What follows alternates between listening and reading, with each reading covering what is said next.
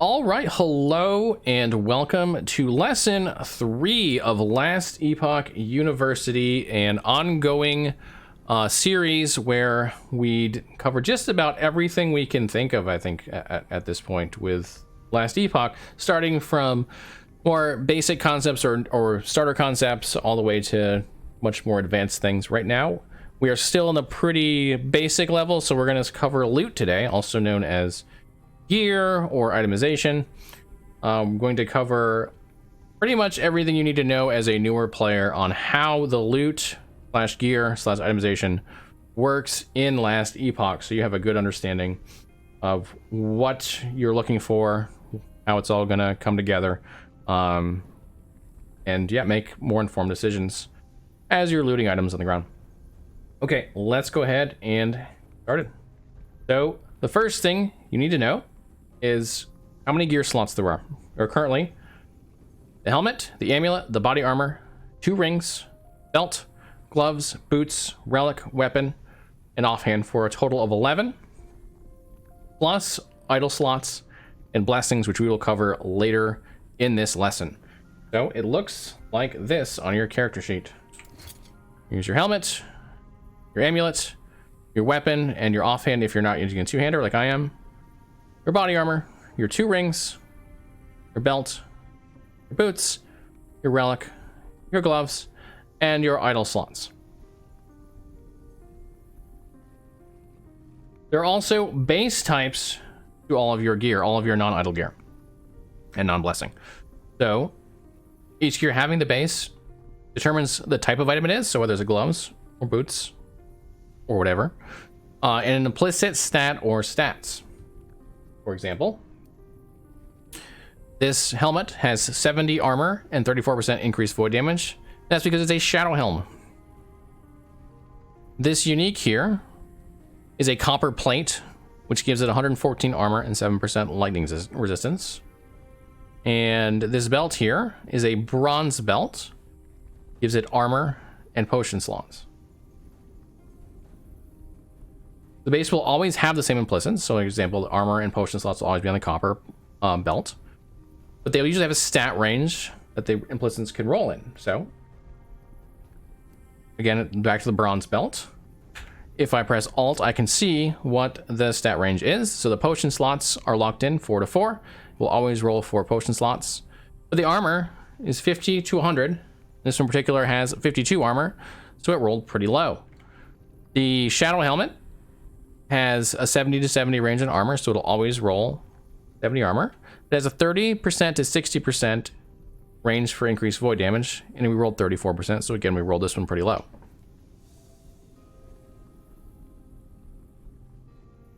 Better base is drop at higher area levels and require higher character levels to equip. So I will take us over to another website here real quick. Oops, I need to change how I am showing this just ever so slightly. We need to pull this out to make it its own window. There we go. Present.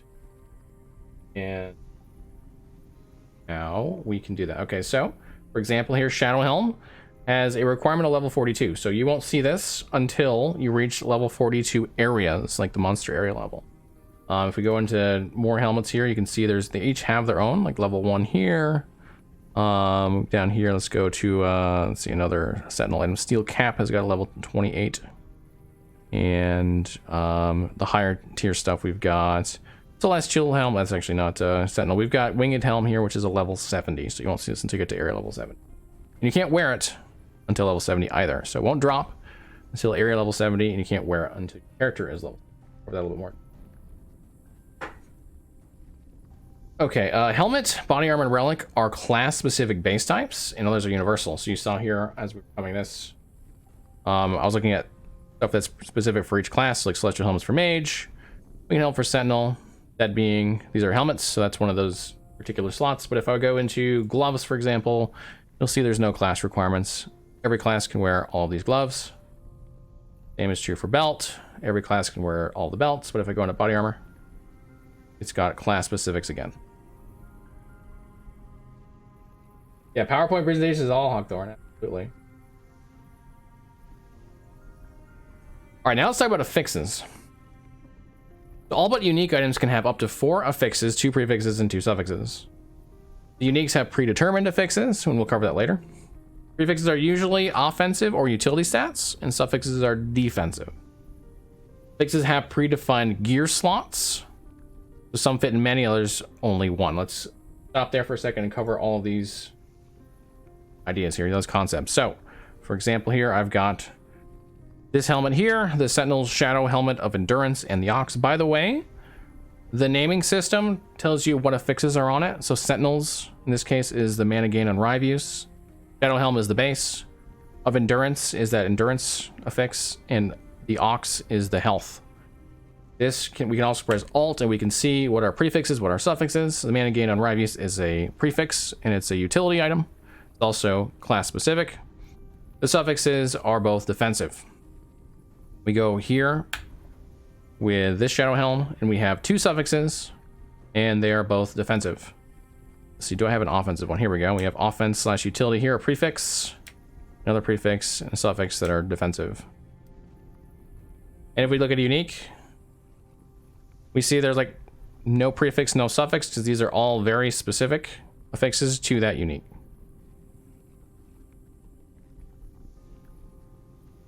Body armor, helmet, and relic prefixes are class specific. The suffixes are not. So again, going back to our helmet here, we have mana gained on Rive use. That is a class specific. Not all, by the way, prefixes. I need to make that clear. Not all prefixes are class specific. So if I have like strength, which is an attribute, it will, like here, that's not class specific. That can roll on all helmets. But if you see something like mana gain and Rive use, something that's more clearly for that class, you're only going to be able to put it on an item for that specific class. All the suffixes, though, are universal and can go on, if it can go on a helmet, it can go on any helmet. Now let's talk about tiers, which are also related to affixes. So each affix can have tiers ranging from 1 to 7, with 7 being the best and 1 being the worst. Most gear will only roll up to 5 tiers on any affix. If it rolls a tier 6 or a tier 7, it will become an exalted item. For non-exalted, 2 prefixes, 2 suffixes means a maximum of 20 total tiers on any item is figured out just by taking 5 tiers on any affix. 4 affixes total gets you to the 20 tiers. So, go back to our handy dandy helmets here. We've got a tier 3 on the prefix, a tier 5 on the increased health suffix, and a tier 4 in endurance, for a total of 12 tiers. We can get another tier on endurance we want to do with crafting, which we'll cover later. Another 2 on the mana gain and Rive use, and then there's an open prefix. The potential for 5 tiers of whatever ends up going in there. We're talking about exalted. Here's a tier 6 on this exalted with a tier 1 prefix strength. And we got a blue down here with a tier 5 and a tier 4. So that tier 5, it says is max craftable. The tier 4 is not max yet. We can go 1 more tier on that. Okay, craftable gear, or rarities. Let's talk about rarities here, craftable gear in particular. So the whites, the blues, the yellows, and the purples are all technically craftable items. If you get one of these items on the ground, you can then craft upon it. Uniques are different. They cannot be crafted on. And legendaries do not yet exist in the game. So we don't actually know what's going to happen with those. They're going to be in the game at some point. We have very little information on how they're going to work. Okay, so white, blues, and yellows can drop from level 1 or very close to, assuming that the base type can drop at level 1. Remember, the base type is level specific. And all empty affix slots can be crafted up to tier 5. And also, if you're below tier 5, then you can craft up to tier 5. So if it's like a tier 3, you can craft up to tier 5. The likelihood of item dropping with higher tiers increases with area level and item rarity percentage, which is an endgame mechanic you'll find in the Monolith of Fate. Crafting can also change the rarity.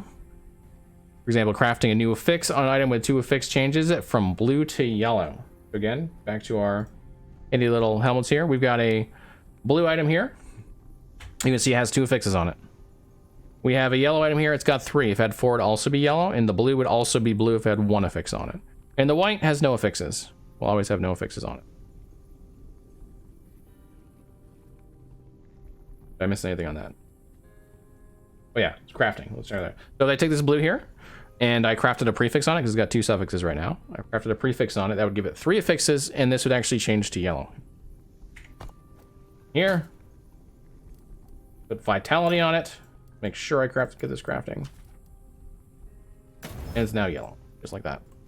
If I did the same thing with a white, I just put something on it, anything. Now blue. So that rarity only tells you how many affixes it's got. Okay, Exalted. Exalted has a tier 6 and 7, which cannot be crafted. So if you find a tier 6 or tier 7, making it purple on an item is as high as it can go, and you can never craft up to tier 6 or tier 7. You can only find those from drops in the world. Any non-exalted affixes, though, on an exalted can be crafted. So we have this Shadow Helm here with exalted endurance threshold, tier 7. We have a +2 attunement with a tier 2. If I wanted to craft on this item, like I can throw it in my crafter here, I won't be able to do anything with the endurance threshold. It's just not going to be an option.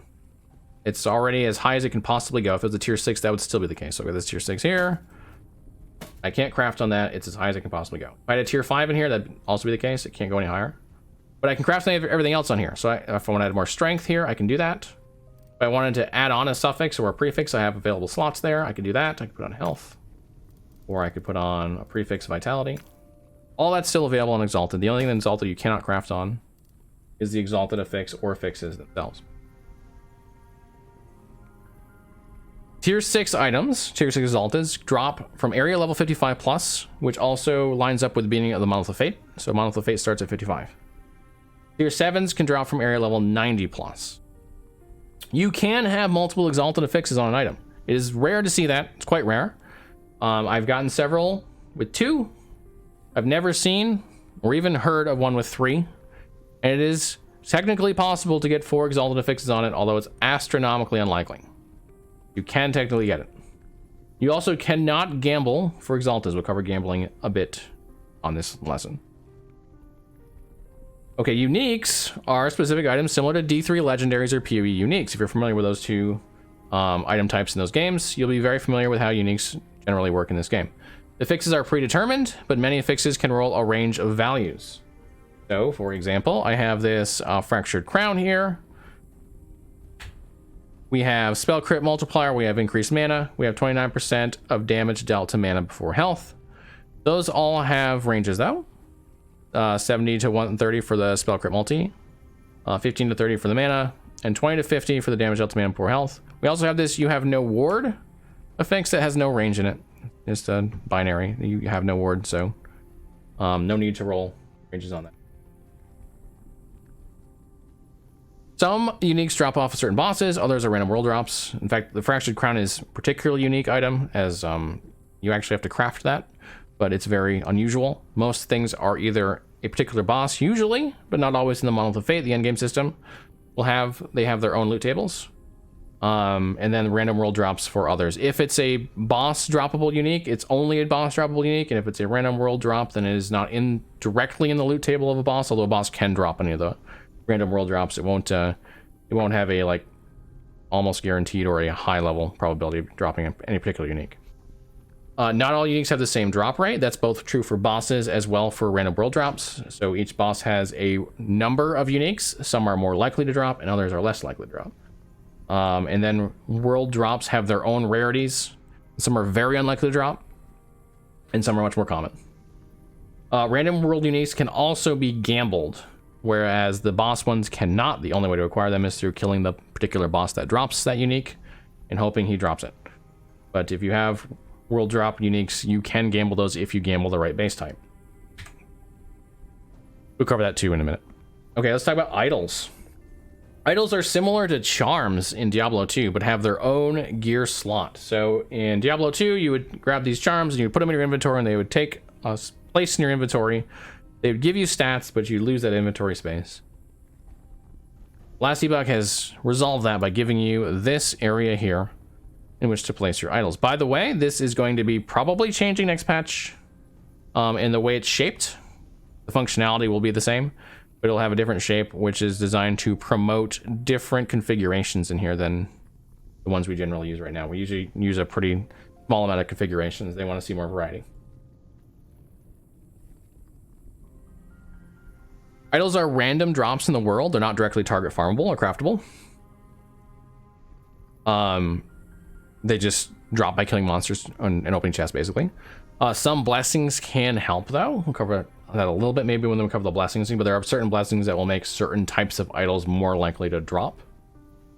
And gear slots for the idols are opened through quests. So you'll start off, and this will be completely, like, unusable. They'll all be filled up with just like squares that can't be interacted with. And as you're questing, certain quests will open up 2 at a time until you open up the entirety of this, and that'll all be done by the end of the campaign. Slotting idols is like playing Tetris. So you see I've got these 4 here that are 3x1s, and I've got this 1x4. I believe it's a 1x4. It's 4x1 or 1x4, either way. It's 4 up and 1 to the side. And then we can play Tetris with these by removing some and putting other ones in there. Let's say I want to slot like this here and this here. Then do I have a 1x3 in here? I don't think I do. I can put this one here, though. I can put this one here. Yeah, you play Tetris with it. You try to figure out which ones fit the best for your build. So I think it's a really cool, interesting itemization system that we have. Okay, 1x1 and 1x2 idols are universal, as far as all classes can use those. All of the other ones are class specific. So this is a 1x1, this is a 1x1. These, any class can use them. 1x2 here, and there's a 2x1 here. All of these are universal, generic. And then you can see this one here is for an acolyte, so I can't use this one. This is for a sentinel, this is for a primalist, and this is for a rogue. So all these bigger ones. Anything that's larger than 1x2 or 2x1 will be class specific. Tetris idea, never thought of that. Yeah, that's one of my favorite aspects of it. Like, figure out how everything fits in there. These also can be build enabling or build defining. So, for example, I'm currently playing a large AoE warpath build. So I'm trying to make this AoE as large as I possibly can. And I have warpath area, 4 of them in here. If I take these out, let's see, example, like I'm getting to like about here with those slotted in. If I take them out, it's much, much, much smaller. So some of these items can be very, very powerful. These aren't even the most powerful ones. There's some that are extremely powerful. And they can, yeah, really change the way a build plays, even allow a build to work that otherwise wouldn't. Let's talk about blessings. So blessings are a newer itemization system that is earned through the Monolith of Fate, which is one of the endgame systems. Each Monolith of Fate boss has their own blessing table. And you can target farm these by target farming the boss who drops this blessing. So here's what blessings look like. Currently, all this UI stuff might change next patch, so if it does, just know that all the like functionality should be here, but the UI might look a little different. But I've got 2 on this particular character, 2 blessings already. I've got Strength of Mind, which is an increase in experience. Then I've got Thirst of the Sun, which is an increase in leech rate. Every timeline can drop a blessing. There's what, 1, 2, 3, 4, 5, 6, 7, 10 currently. There's 10 blessing slots you can get. Because each timeline has its own blessing slot. So if you open up this one here and you open up this one, like they're not shared, they're exclusive. So I get both that. And then currently working on Enemy of the Storm right now. And when I get that, I'll have a new blessing here. And when I move up to Reign of Dragons, I'll have a new blessing slot there.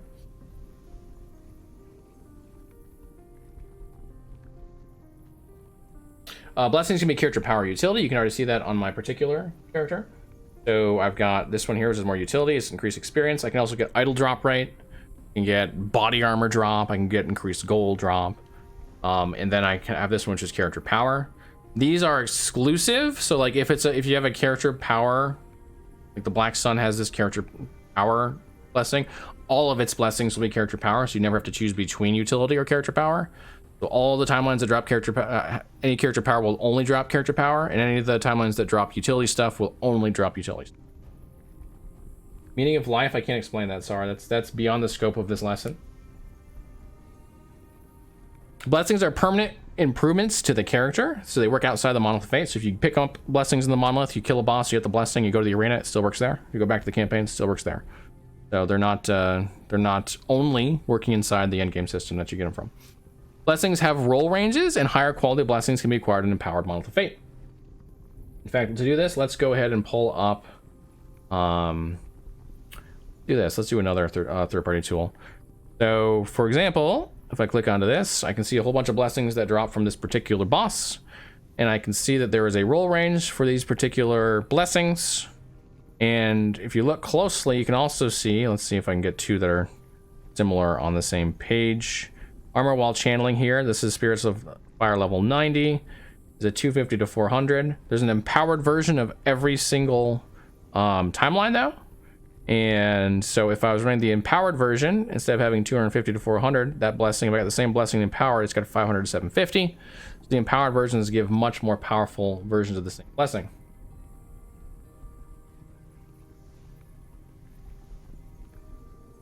Okay, here we go. Yeah. So we'll cover that more in the end game lesson. Exactly how to get those, so on and so forth.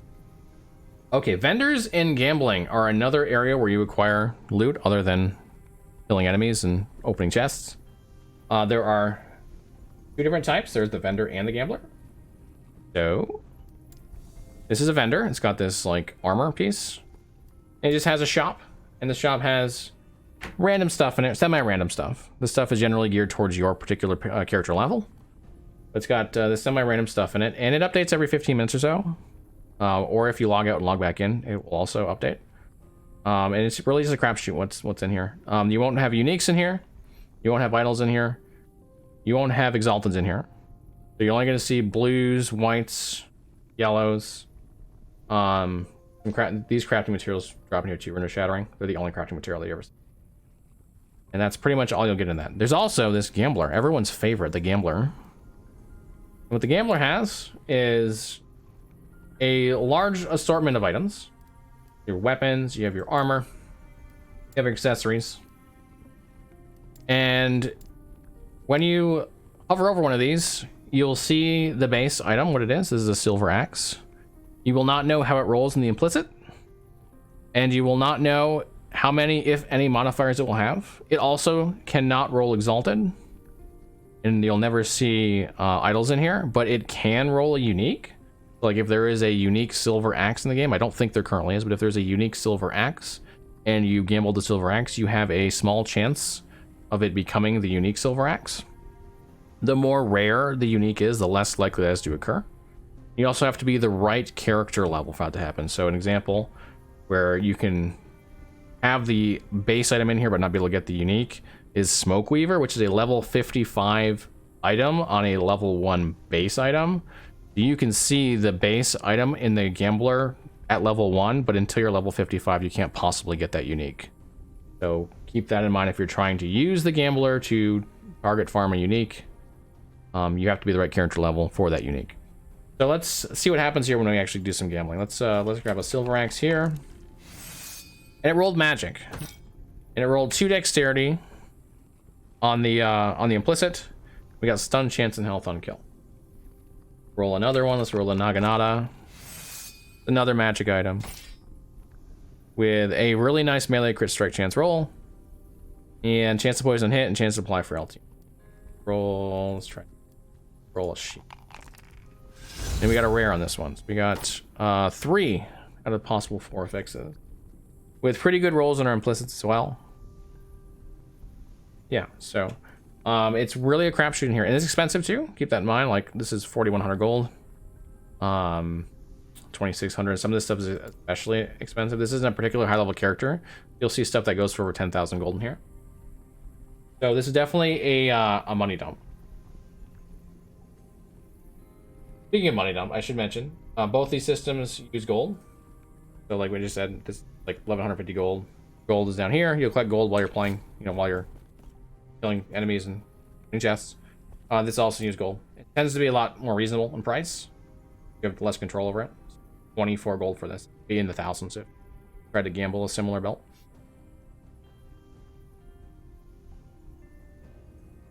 Where are we? Cover that.